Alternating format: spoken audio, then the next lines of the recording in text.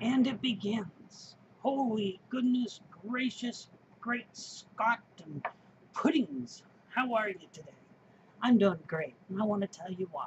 By the way, I'm Scotty, and I have a cat on this side of me and a cat on that side. I had to clear part of my desk and put down two towels because I have two cats, and they got to the point where every time one of them was on the desk next to me, they started a fight. Kind of like the Palestinians and the Israelis, so I decided to have my own two-state solution. I now have two areas for cats. Less area for me, but it keeps peace in the family. And if you're like me, peace in the family is an important thing. So, Happy New Year to everybody. I hope your new year is fantastic. I hope your old year was great, and this one will be even better. Why am I so excited, you might ask? I heard you ask that question. I did. I was listening, see? Well, the thing is, things have been going very good for us lately. Um, this morning, Ron worked last night. He came home. He had a hard night. He came home. He got into bed. I stayed in bed with him. And we stayed together until about 11:30 or so. Then he got up. He fixed us some breakfast. We sat out in the kitchen. We normally don't sit in the kitchen. Normally we sit here in the bedroom because this is where I am. And we sat there this morning and talked about the different plans we had, the different things we wanted to do, what life was like for us. It was grand. It was heartfelt. It was opening, and my hair is going to drive me nuts one of these days. So it was bonding. It was just joyous to sit there and talk over coffee. Then we started talking about my new project, and I'm so excited. And that's really what this video is about, because I said I would do a video on my new project, and I wanted to tell everybody exactly what I want to do. I intend to make a round candle holder about yay deep and circular that I can set different size candles in. On the sides coming out, and I drew all this out, are going to be three small leaves sticking out. And they might even curl up and one might curl down, just how leaves are. Three, according to Ron, is a magic number. I would have gone with four for solemnity. Big word there. I learned, paid 50 cents extra for that one. Anyway, but Ron says three is a magic number, so I'll do three. And then just below the leaves, because the leaves will be about at the top, and I'll put something reflective to cast the candlelight on them. I will put a round circular handle, not like a coffee cup, but more like an old oil lamp. And then on the bottom, it'll branch down. It'll narrow and then widen out to where it has like little feet, and it will join a pentagram. Now, the pentagram is interesting. I've always loved it because it's not a symbol of satanicness or evil or whatever. Actually, for many centuries, the Christian church used the symbol of the pentagram. The pentagram stands four of its points for the elements of nature: earth, wind, water, and fire. The fifth point is spirit of man. Now, some say if it's enclosed, that means man controls the elements. Others don't believe in that. I think we are more in partnership with them than controlling. But anyway, so the base will have this pentagram, and I will put small chakra jewels in each of the points. Now, I drew all this out earlier, and I surprised myself by having a little bit of drawing talent. I didn't think I did. I really didn't. I didn't think I could draw a curved line if I wanted a straight one.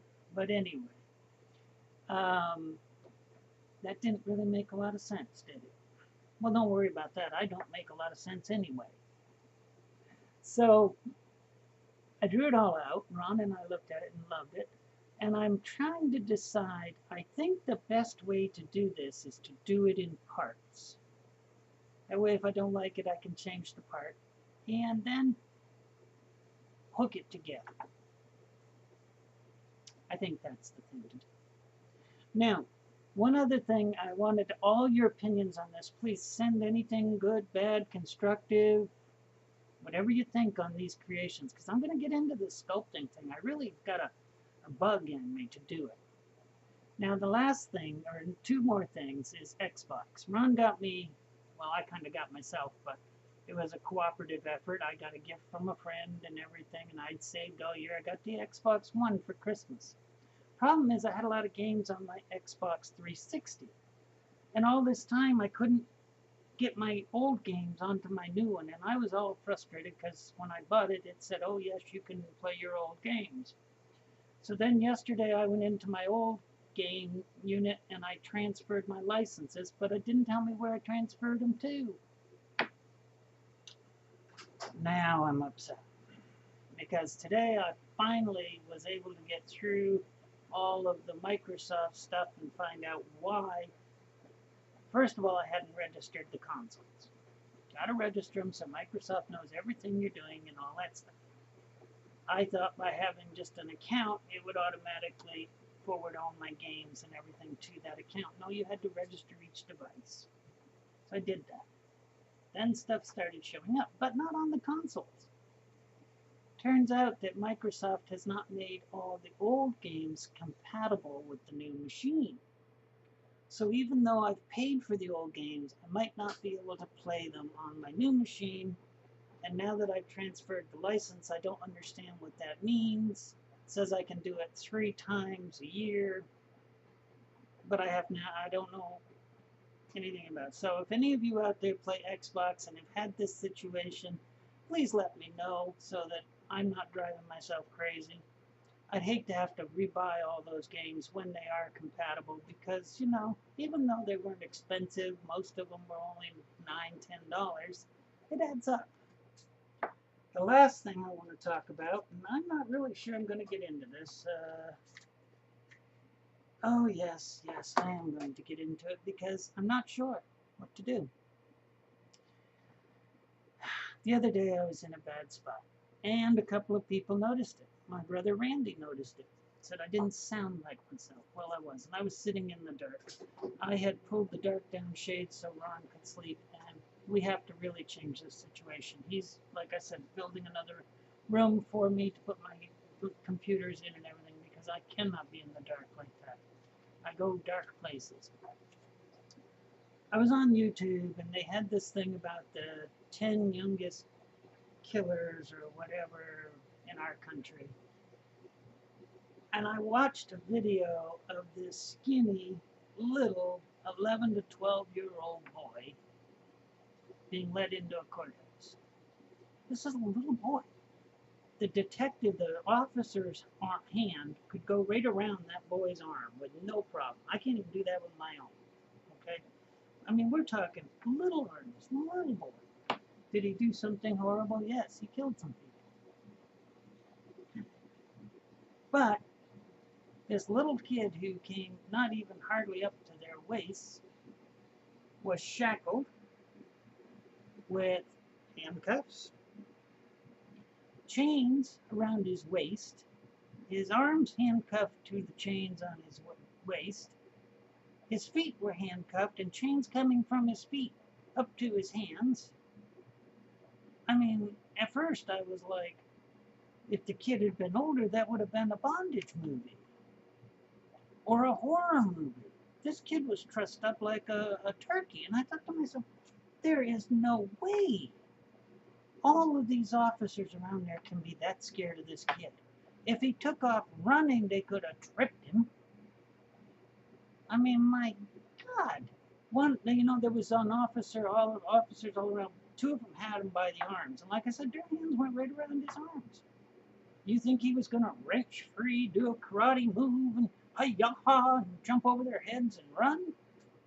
Absolutely not. No, I just think at some point we have to have some basic decency in this country. If we become what our enemies are, then how are we any better than our enemies? I cannot conscience what they did. I can't understand why these kids would do this. 8, 9, 10, 11 years old. I'm not even sure some of them even understood what they were chances of it. Older ones, yeah. And had the boy been 16, 17, or had he been 6'2" or something, shackled. Well, we're talking a 3.5, 4-foot kid, a 4-foot kid here. You know, probably weighed all of what, 78 pounds.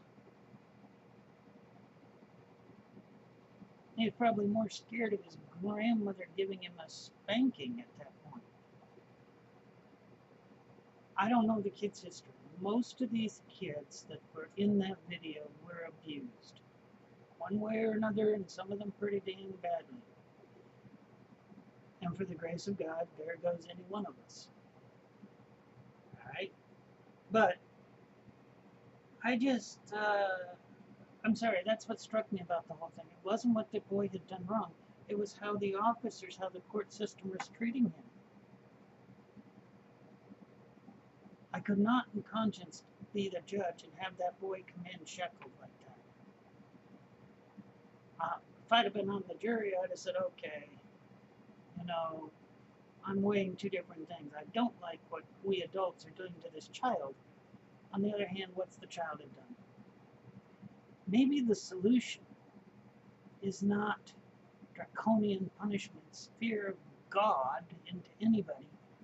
Maybe it's the joy of life, the joy of love. Maybe the best thing that could have happened to this boy was a loving, good family who would lavish him with attention and not hurt him, and people that he could grow to know. One of the kids was asked in the court proceedings how he felt, and he says, I don't feel. He says, I learned long ago not to feel. Horrible, horrible.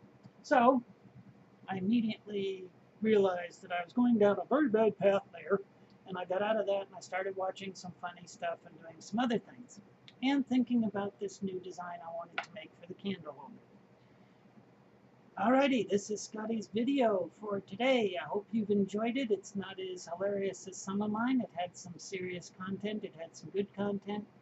I look forward to your feedback, as always. If there's a subject you want to talk about, or rather you'd like me to talk about, because in case you ain't noticed, I do love to do the talking, let me know. Peace and happiness be to everyone. Joy. Hugs.